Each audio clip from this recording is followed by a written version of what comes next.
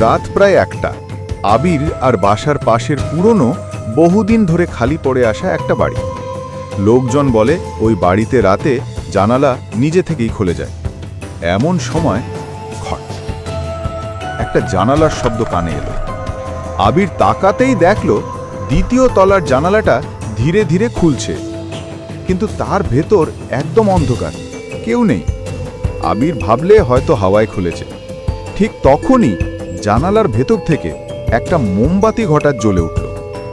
হালকা আলোয় আবির স্পষ্ট দেখলে জানালার কাছে আবির আর প্রতিচ্ছবি দাঁড়িয়ে আছে।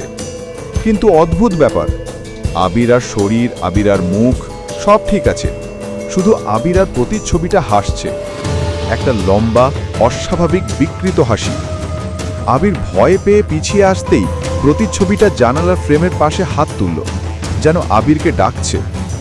হঠাৎ অন্ধকার জানালার ভেতর থেকে আরেকটা হাত বেরিয়ে এলো, ধীরে ধীরে প্রতিচ্ছবির মুখ টেনে সরিয়ে দিল। আর দেখা গেল ওটা আবির আর মুখ না, ওটা কারোরই মুখ না, শুধু কালো ফাঁকা জায়গা, যেন একটা গর্ত। আর সেই গর্তের ভেতর থেকে ভয়ঙ্কর ফিসফিস, আবির, ফিরে তাকানোর আগেই আমি তোমার জায়গা নিয়ে নেব। আবির দৌড়াতে শুরু করলে, কিন্তু জানালার ভেতরের আলো নিভে যাওয়ার আগে 1 সেকেন্ডের জন্য আবির দেখতে পেলে জানালায় দাঁড়ানো প্রতিচ্ছবিটা আর আবির একই মুখ, একই চোখ, কিন্তু সেটা হাসছে।